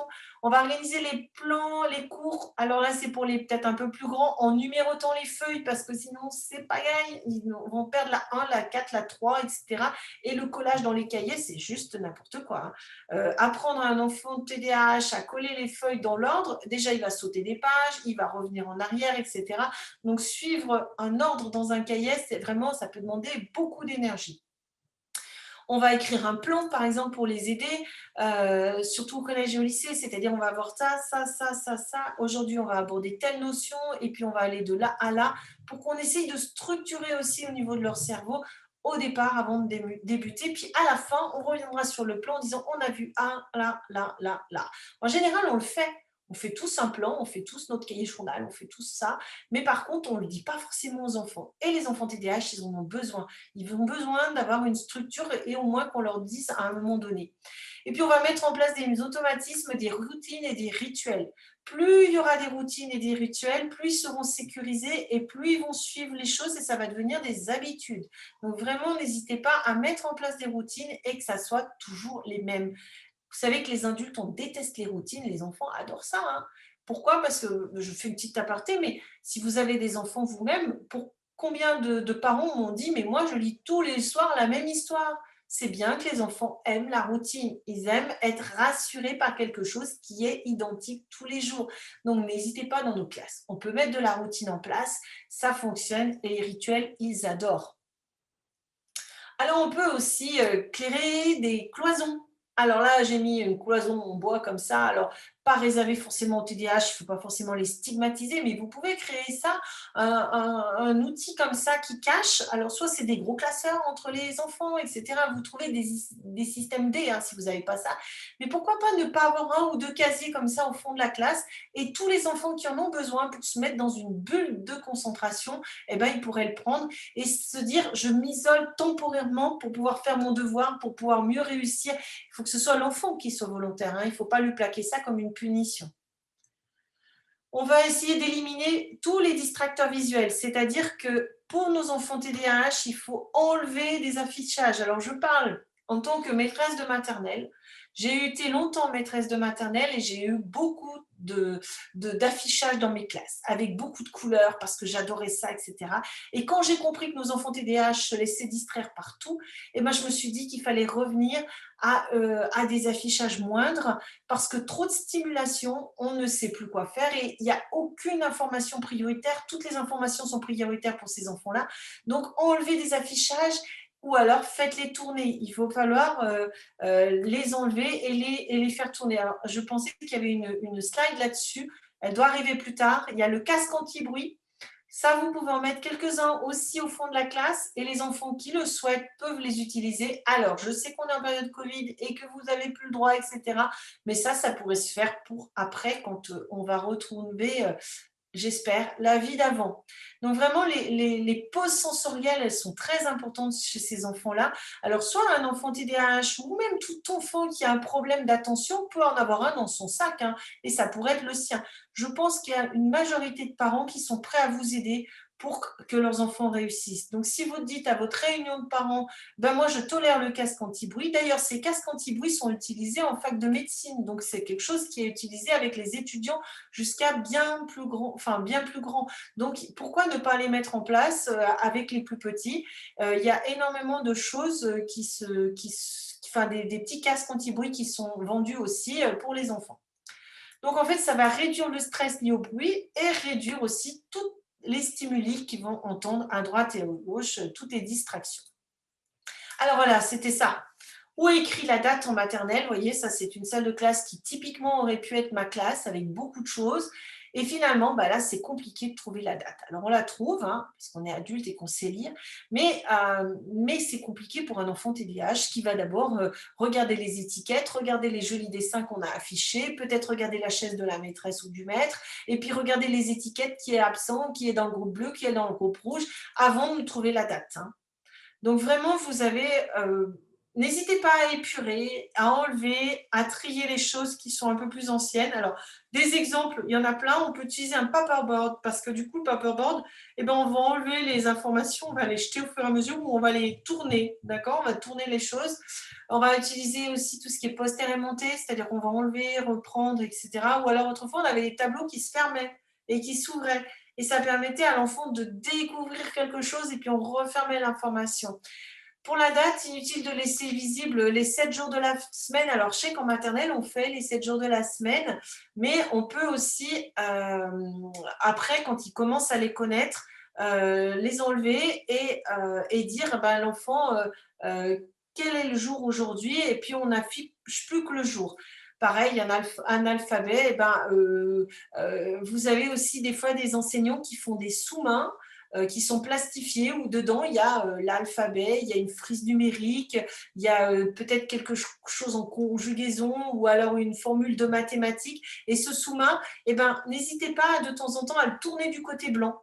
Et quand on en a besoin, on le tourne du côté des informations. Donc, ça évite qu'il y ait des informations trop sur les murs. C'est plus proche de l'enfant et c'est quelque chose qui est réversible avec un côté blanc où on arrête la simulation et un côté où on a les informations. Pareil, les dates d'anniversaire, ça pourrait être consulté chaque lundi, puis ça peut être rangé. On peut trouver des couleurs sobres pour les étiquettes. Les mots de la semaine, ils seront plus visibles si seuls les mots de la semaine sont affichés. Puis à un autre endroit, par exemple dans le dos de l'enfant, on peut coller des choses qui vont durer pour plus de temps. Les œuvres d'art, eh ben, pourquoi pas les exposer ailleurs, c'est-à-dire dans le couloir, dans la cantine, etc. Bref, on peut mettre en place un système d'affichage qui soit plus temporaire et qui va aider nos enfants TDAH. L'enfant TDAH, il ne maîtrise pas bien non plus le temps. On a vu l'heure, le jour de la semaine, les dates, etc. Il est coincé dans le ici et maintenant. Et ça, c'est compliqué pour lui. Donc en plus, ça va montrer encore plus son impulsivité. Il ne va pas réfléchir, comme on a dit, dans ses choix.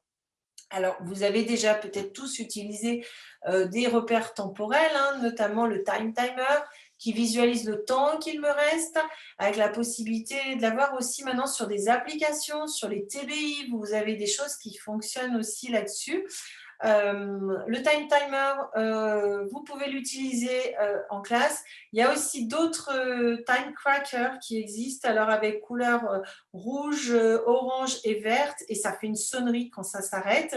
Ça, c'est plus stressant, donc je l'ai moins montré, mais il y a d'autres outils qui peuvent mesurer le temps. Il y a le sablier qui calcule le temps aussi, 5 minutes, 10 minutes, 1 minute. Et ça, un enfant, par exemple, pour le motiver à faire un exercice de maths et à lui dire, tu verras, ça ne prend pas plus de 5 minutes. Hop, je te mets le sablier, il commence beaucoup plus vite. Ça, je le dis pour les devoirs, mais vous pouvez aussi le mettre en place quand ces enfants TDAH perdent déjà 10 minutes à s'agiter sur leur chaise. Vous mettez en place le petit sablier, ça ne fait pas du tout de bruit sur leur bureau en leur disant « Je suis sûre que tu es capable de réaliser cet exercice de mathématiques en moins de 5 minutes. Allez, essaye et commence tout de suite. » Comme ça, on ne procrastine pas, on n'attend pas, on ne cherche pas 2 heures son stylo, on ne négocie pas, on ne râle pas et on attaque tout de suite au début du sablier. Dans les routines à l'école, eh ben, vous voyez, ça c'est aussi un outil qui est utilisé en maternelle, mais par exemple, quand on n'a pas la notion de l'heure encore, eh ben, on grossit l'aiguille et là, en face, on va avoir toutes les activités de la journée, comme ça l'enfant se repère sur la journée. Vous avez la fameuse poutre du temps de Maria Montessori que vous pouvez télécharger sur le site Hop Toys, qui est gratuite et qui fonctionne assez bien. Alors, soit vous la laissez au fond de la classe pour que ce ne soit pas en visuel, soit même des fois dans le couloir. Et ça permet de noter les anniversaires, de noter tous les temps forts de la classe. Il y a des moments de sortie, de théâtre. Alors, en ce moment, on en fait moins, mais on a quand même eu ça avant et je pense qu'on va reprendre tout ça. Donc, en fait, toutes ces choses-là, la photo de classe, le carnaval, Noël, les vacances, les week-ends, vous pouvez tout symboliser. Et là, ça permet aussi d'avoir un vécu de classe, c'est-à-dire qu'au fur et à mesure où on va arriver vers le mois de juin, on va se rappeler de certaines choses comme des saisons, etc. Ça situe dans le temps les enfants avec le passé, le présent et le futur. On peut mettre en place des conducteurs de tâches sur la trousse. Alors ça, c'est une trousse qui est spéciale, avec une petite pochette plastifiée devant et on glisse à l'intérieur. Mais c'est pour montrer à l'enfant que dans la matinée, il aura ça, ça, ça, ça à faire, par exemple. Alors, soit vous le faites comme ça, soit vous faites un conducteur de tâches que vous mettez sur son bureau.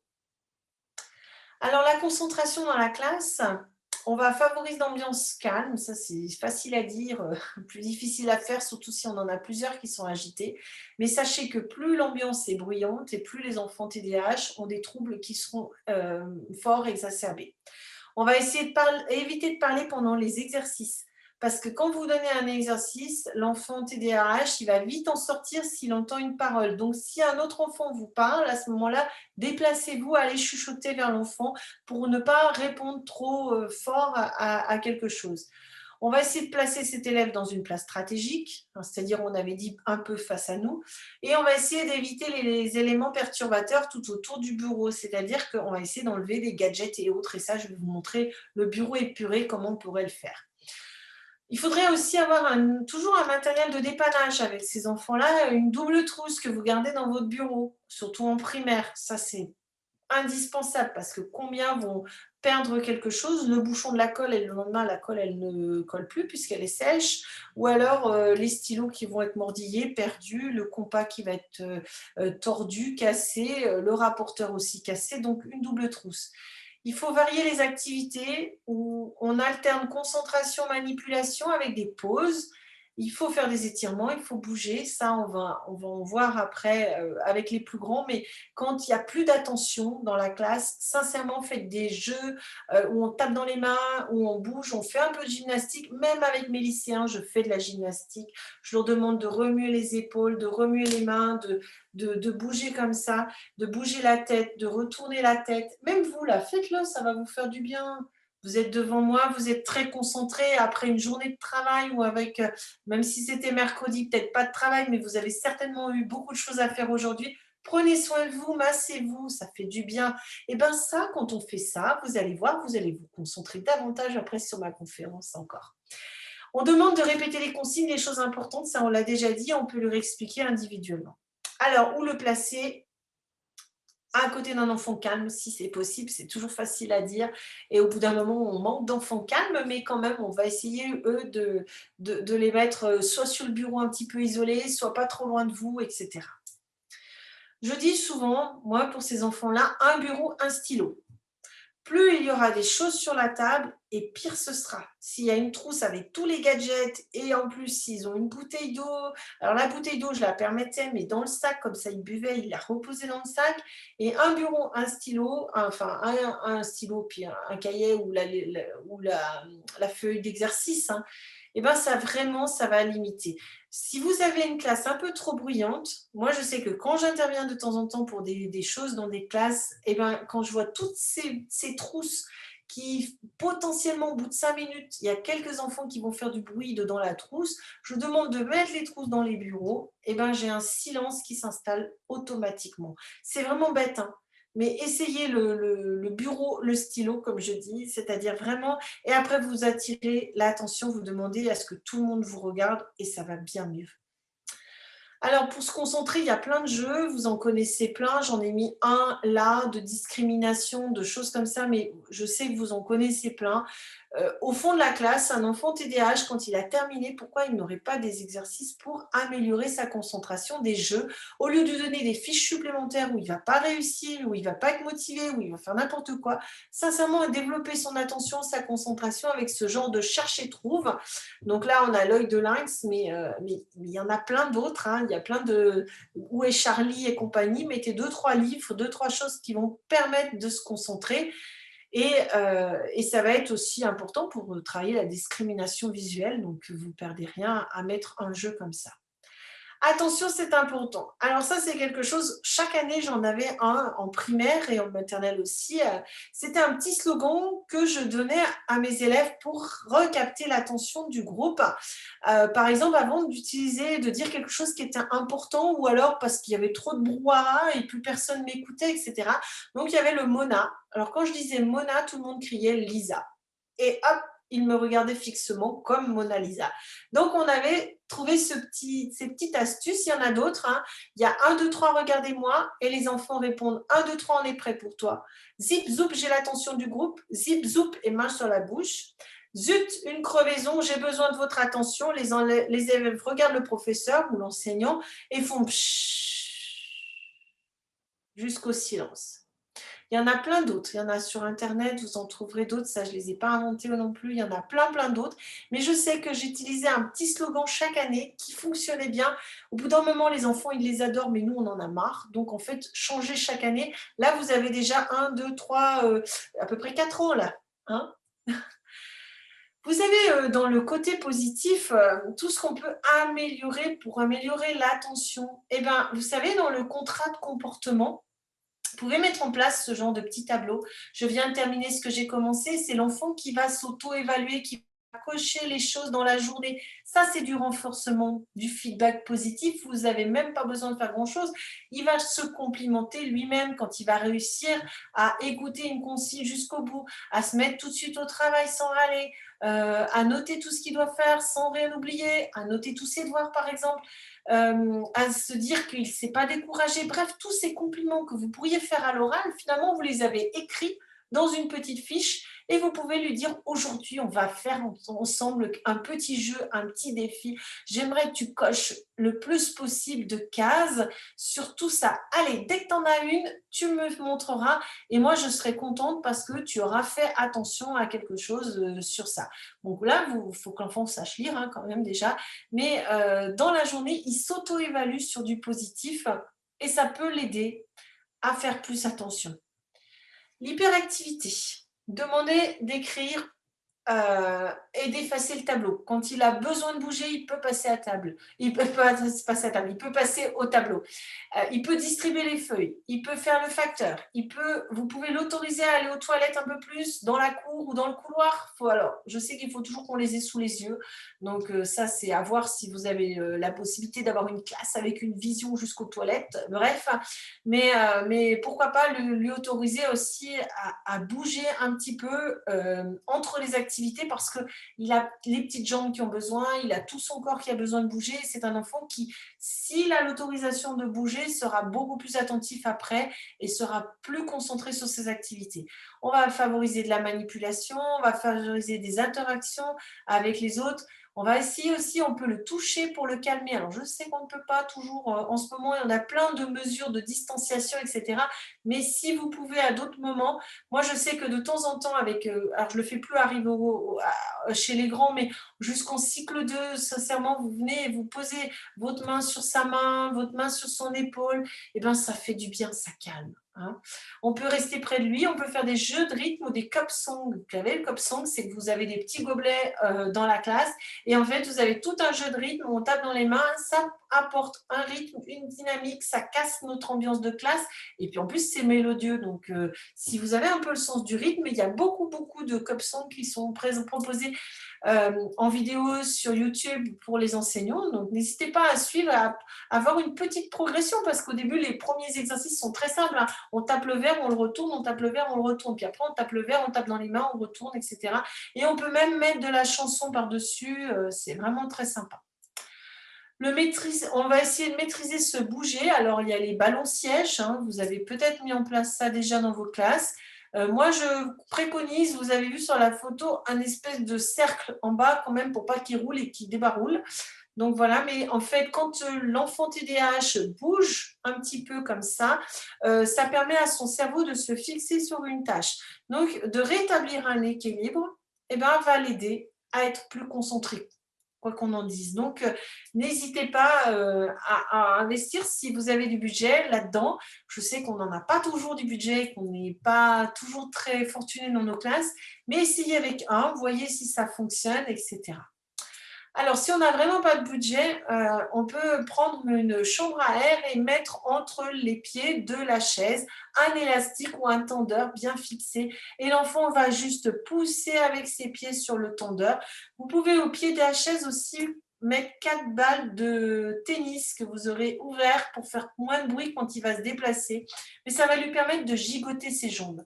Alors, on a aussi des tabourets d'assises dynamiques, c'est-à-dire, alors vous voyez peut-être pas bien en bas, mais le bas du tabouret est incurvé, donc il va bouger un petit peu aussi. Et là, c'est pareil, ça va lui permettre en fait de bouger son corps, de réajuster tout le temps pour que dans sa tête, il soit concentré et essayer de vous suivre et de suivre.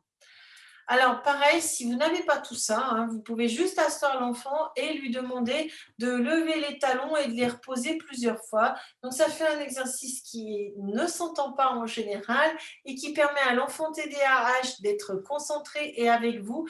Et ça, c'est un exercice qui demande aucun investissement de faire on lève les talons, on les repose. Moi, je l'ai proposé à des enfants TDAH de lycée, et ça passe aussi. Et ils m'ont dit, mais si on avait pensé ça avant, ça nous aide à nous calmer et à nous faire du bien.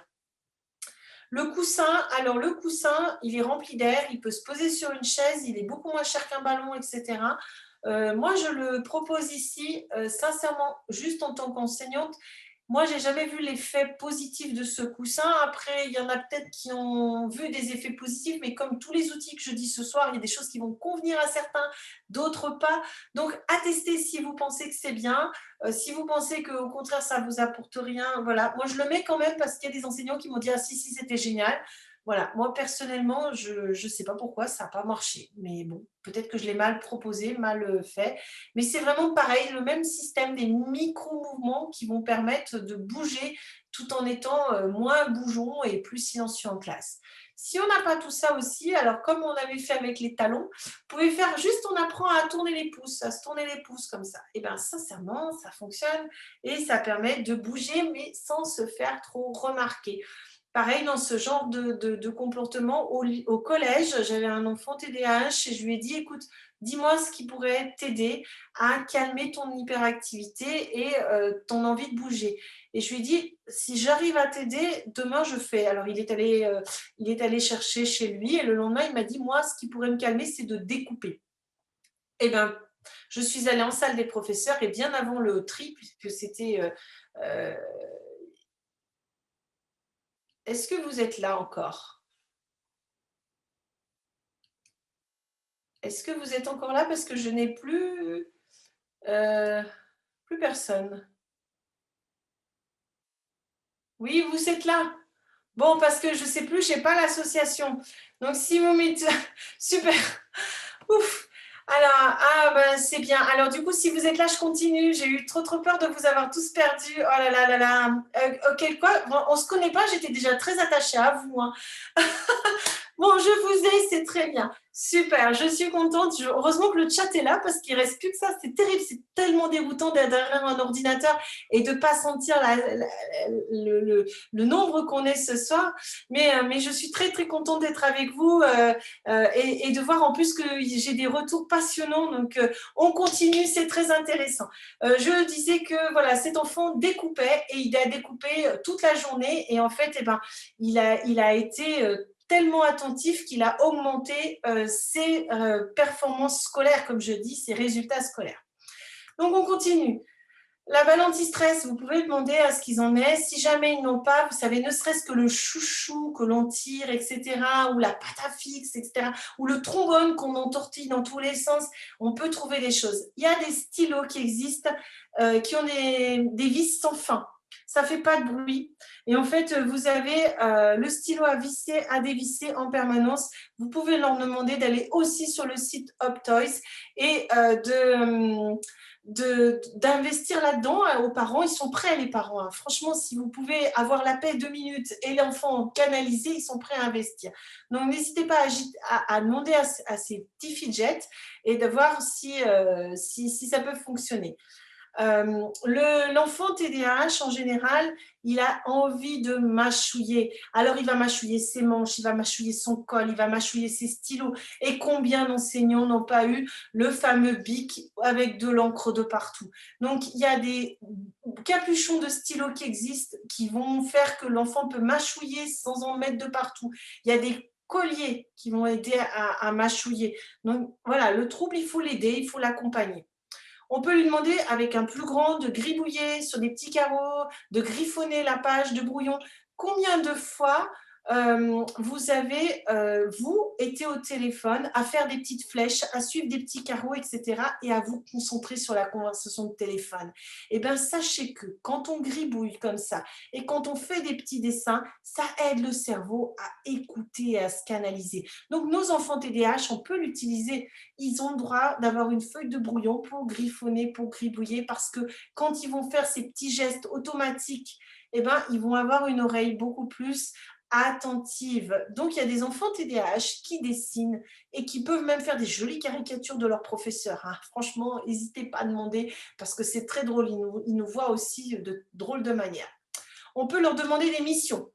Ça, je sais que dans beaucoup d'écoles, on a des missions, surtout en primaire, ils ont des responsabilités. Alors ça, c'est génial, les enfants adorent les responsabilités. Donc vraiment, n'hésitez pas à leur donner des missions. Et voilà, on fait circuler la poubelle, on accompagne le copain à l'infirmerie, on va être bibliothécaire, on va être agent de propriété, etc. On va lui permettre de bouger. Il y a aussi des écoles où on a fait tout un parcours sportif dans le couloir, alors au sol et au mur, hein. J'ai déjà vu des choses comme ça. Donc, on va essayer de faire un petit parcours sportif pendant que les autres s'habillent. Et ben, vous allez voir, votre enfant TDAH, il a beaucoup de besoin de bouger et vous allez l'accompagner, l'aider. La récré, c'est sacré. Alors ça, c'est vraiment important parce qu'on a tendance à les punir de récré alors qu'eux, ils en ont justement besoin. Donc, s'il y avait une punition à arrêter ce soir, c'est ça. La récré, c'est sacré pour eux. Ils ont vraiment besoin d'aller courir. Et au contraire, vous leur donnez des défis de faire des jeux de relais, des loups touche-touche chez les petits, mais même chez les grands, qui prennent l'air, qu'ils aillent marcher aux toilettes, etc. C'est important de garder cette récréation parce que physiquement, ils en ont besoin. Après, il y a des permis, pas permis. J'ai vu ça dans certaines classes de cycle 3, ça fonctionne très très bien. Je ne l'ai pas mis moi en place, mais je pense que c'est pas mal. La maîtresse, elle indiquait feu vert, on parle, débat collectif, théâtre, prise de parole, etc. Feu orange, on chuchote, c'était pour les travails de groupe, les jeux, travail de recherche, et silence, travail individuel, poésie, travail en autonomie, etc. Donc, il y avait un code couleur pour permettre ou pas les échanges. Donc ça permet aussi de prévenir le niveau sonore. Vous pouvez avoir aussi un maître du bruit et du son qui agiterait une petite clochette quand il entend trop de bruit. Et que ce ne soit pas l'enseignant, ça fait du bien quand on est aussi secondé par un autre enfant. Moi, je sais qu'avec les lycéens, quand ce sont des copains qui lisent le texte, ils se taisent parce qu'il y a une espèce de respect entre eux. Donc, n'hésitez pas à utiliser les autres enfants pour être maître du bruit. Et puis le signal secret, ça marche très très bien. En fait, vous allez convenir avec notre enfant TDAH d'un geste. Alors, je vous ai mis ce cahier parce que c'est des enfants qui me l'avaient trouvé. Quand ma maîtresse ou quand prof, tu mets, Marie, ton livre comme ça veut dire que tu t'adresses à moi et qu'il faut que je retrouve de l'attention. Donc, c'était un petit code secret entre lui ou elle et moi. Et ça permettait en fait de réajuster sans que je fasse signaler à toute la classe qu'il avait perdu l'attention. Donc, il faut quand même qu'il nous regarde à ce moment-là. Mais si on sent qu'il papote un peu avec son voisin ou que ce soit, on leur fait un petit geste qu'on aura convenu à l'avance. Et c'est vraiment un petit code secret. Ils sont très contents d'avoir un code juste avec leur enseignant. Pareil, l'hyperactivité, bah voilà, vous pouvez faire la même fiche, hein. Je suis restée assis pendant combien de minutes sans me lever? Depuis 10 minutes, je tente de ne pas bouger mes pieds. J'ai posé mes mains sur le bureau pour ne pas toucher, rien toucher. J'observe le tableau en bougeant le moins possible. Je ne me suis pas levée pendant toute l'heure de cours. Si on arrive à obtenir ces petits défis, ces grands défis, eh ben, ça fait du bien. Donc, n'hésitez pas à mettre ces fiches défis et à leur dire qu'ils sont capables de le faire. Les aménagements, laisser du temps pour la relecture en silence, lire les questions à un enfant qui a vraiment du mal à avoir une attention. On évite les pages recto verso parce qu'il ne tourne pas la page. On autorise aussi peut-être aussi moins d'exercices. On peut donner un exercice à la fois. On va faire des évaluations orales ou sur l'ordinateur dès le cycle 3 parce qu'il y a aussi, parfois, ils ont un suivi MDPH et on leur propose aussi un accompagnement avec un ergothérapeute qui va leur apprendre, comme certains disent, hein, à utiliser l'ordinateur quand en plus ils sont dysgraphiques, etc. Donc voilà, on peut s'asseoir près de l'élève de temps en temps, ça leur fait du bien. On peut permettre de temps en temps plus de pauses. On peut permettre la correction des erreurs d'inattention en les montrant, alors juste en les montrant sans les nommer. Par exemple, moi je fais des fois des mimes et ça marche. On peut compléter l'écrit par l'oral. On peut alors, toujours donner des consignes simples et mettre en évidence des mots importants. Un enfant TDAH, il n'entend que certains mots. Donc, même aux parents, je leur dis, au lieu de faire des grandes phrases, vous dites pyjama, les dents. Et vous, ça pourrait être cahier rouge, français, quelque chose comme ça qui soit résumé à un mot parce que le cerveau, il va entendre que ce mot-là et il va focaliser, ça sera beaucoup plus beaucoup plus réactif. Ils seront plus réactifs. Alors, on peut encore il faut vraiment établir cette relation de confiance avec l'enfant et lui rappeler les règles. On peut lui donner des responsabilités. On peut anticiper aussi, c'est-à-dire 5 minutes avant, lui dire: «Tu vas voir, ça va être la fin de ça, on va passer à ça». Ne jamais laisser de place à la négociation, je dis, hein. C'est-à-dire que quand cet enfant-là est énervé, exaspéré, vous dites: «On reviendra sur ce sujet-là, quand on sera tous plus calmes». Donc vraiment, on essaye de pas à chaud surinvestir et surréagir. On reste maître de tout et on va dire: «Non, là, c'est pas possible, on arrête le comportement, on arrête tout, on n'a pas le droit d'avoir». Faut avoir des règles et un cadre, hein. On est obligé à 30 d'avoir ce cadre. Mais on va dire à cet enfant-là: «On attend que ce soit rapaisé et on se réexpliquera après». On peut noter sa question, on peut encourager l'enfant avec un tableau de réussite, c'est ce que je vous ai montré, tous ces petits tableaux de réussite. On peut prévoir des activités pour s'occuper calmement. Alors, puzzle, pâte à modeler, jeu de stratégie à la sortie ou au fond de la classe. On peut choisir un défi par semaine, c'est-à-dire qu'au lieu de mettre des règles de vie, vous en mettez 30 et que les enfants les oublient au bout de 2 jours, eh ben, vous pouvez dire cette semaine, on a tous une mission, c'est que dans la classe, on va chuchoter. Rien que le mot en maternelle, ça a beaucoup d'effets parce que vous apprenez le chuchoter. Après, avec les plus grands, ça peut être cette semaine, on marche dans la classe. Et en fait, on a la mission qui est affichée en gros et tous les enfants qui marchent vont être valorisés. Et chaque enfant va faire un effort pour améliorer. Donc, pour trouver la mission, c'est facile. Ce qui vous a exaspéré en fin de semaine, c'est la mission suivante, la semaine suivante.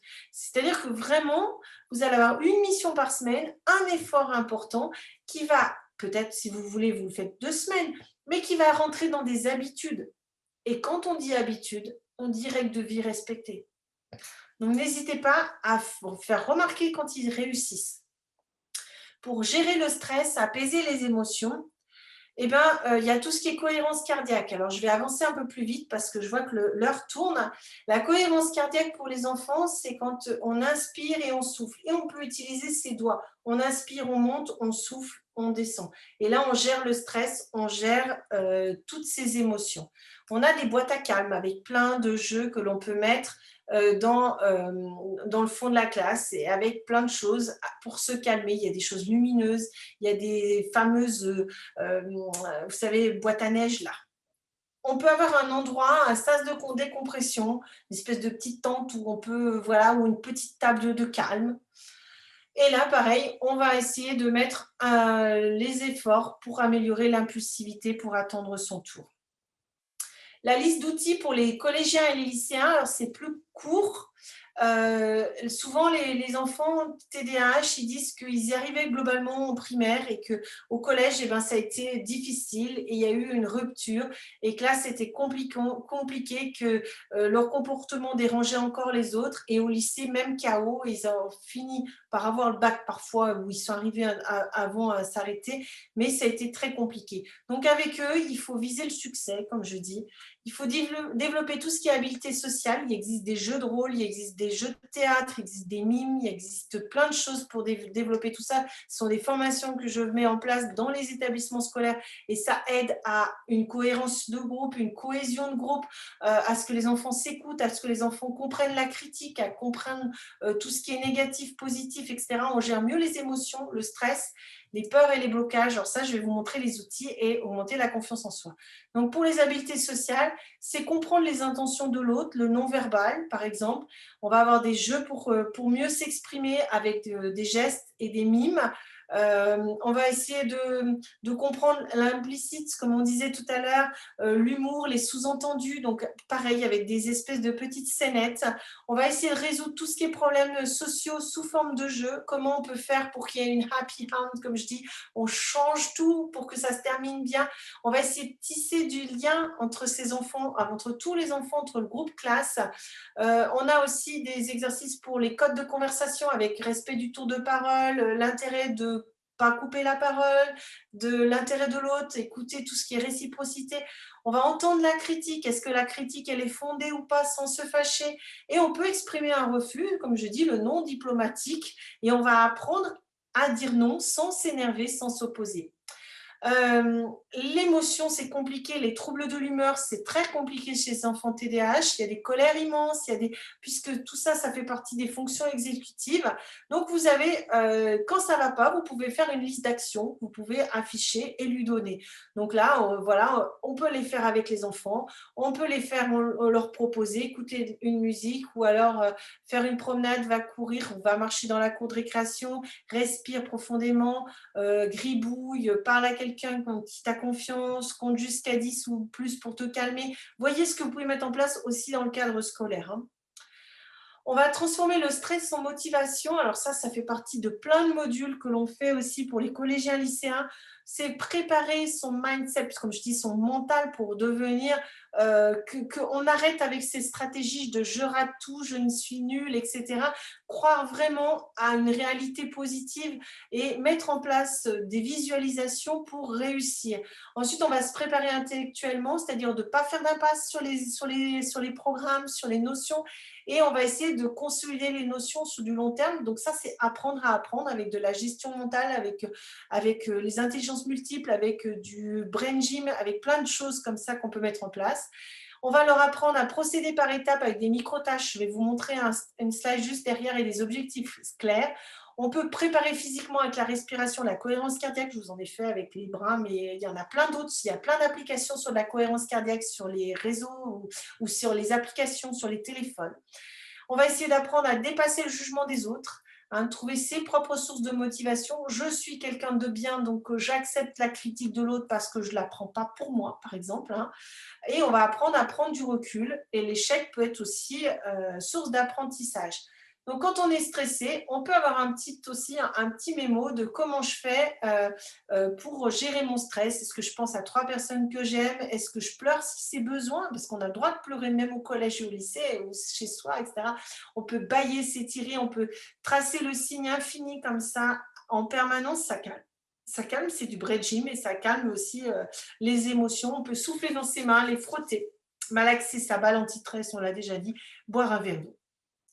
Les pensées limitantes, c'est vraiment tout ce qui va être étiquette qu'on m'a collée, tout ce que on m'a dit tout le temps. Ma mémoire est pleine de trous, je suis incapable, j'ai aucun talent, je commence des choses, je finis jamais, je n'ose pas parler devant les autres, je suis pas sportif, etc. C'est tous ces états d'esprit qu'on se met tout seul, mais adulte aussi, hein, on le fait. Faites-le chez vous ce soir si vous avez envie de noter tout ce qu'on vous a dit depuis que vous êtes petit, qui ont été des pensées limitantes et qui vont peut-être vous avoir empêché de réaliser des choses dans votre vie. Ce soir, vous allez les écrire, les déchirer, les mettre à la poubelle ou demain matin parce qu'il est déjà un peu tard. Et là, vous pouvez dire qu'il y a des gens qui ont raté des choses. Comme là, c'est le témoignage. J'ai raté 9000 tirs dans ma carrière, j'ai perdu presque 300 matchs. 26 fois, on m'a fait confiance pour prendre le tir de la victoire et j'ai raté. J'ai échoué encore et encore dans ma vie. Et c'est pourquoi j'ai réussi, c'est Michael Jordan. Vous pouvez mettre des choses comme ça, hop, sur le tableau. Ça fait du bien. Pourquoi le roman Harry Potter, quand même, Harry Potter, l'écrivain, elle a écrit ça dans un café avec un bébé, elle était en situation d'extrême pauvreté, elle a été refusée son manuscrit 12 fois. Et le 12e maison d'édition a accepté. Maintenant, c'est quand même un best-seller. Elle a même un parc d'attractions. Donc, en fait, on peut louper, on peut rater. Donc, ça, c'est des choses que j'avais mis en place avec des secondes. En début d'année, on peut demander aux élèves qu'est-ce que tu aimerais? Quelles sont tes attentes? Ton rêve de lycéen, quels sont tes rêves? Et imagine aussi les attentes de tes profs. Pour moi, réussir, qu'est-ce que c'est? Quels sont les facteurs de ma réussite? Est-ce que je suis curieux? Est-ce que je suis sérieuse dans mon travail? Est-ce que je fais preuve de volonté, de courage? Quelles sont mes motivations? Quels sont mes objectifs? Alors là, on les connaît, les objectifs SMART en entreprise, mais on peut les utiliser pour l'école. Les objectifs SMART, j'en parle au collège et aux lycéens, c'est spécifique, mesurable, atteignable, réaliste, temporel. C'est-à-dire sur un temps, je vais réaliser tel objectif qui sera un petit pas et qui va m'aider à faire d'autres choses. Est-ce que j'ai peur de me tromper? Alors, si on a peur de se tromper, on dit aux enfants qu'ils sont tombés 2000 fois avant de savoir marcher et que 2000 fois, quand ils étaient bébés, ils se sont relevés et qu'aujourd'hui, ils savent marcher. Donc, ils n'ont pas peur de se tromper à l'école. C'est pas grave, on est là pour apprendre. L'apprentissage, c'est justement les tâtonnements, les essais, les erreurs. Combien de grands scientifiques, c'est sur un loupé qu'ils ont trouvé un vaccin ou qu'ils ont trouvé la tarte tatin.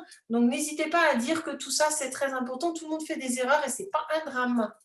Alors, vous avez plein d'idées encore sur la mémoire, les flashcards, etc. Il y a plein de choses.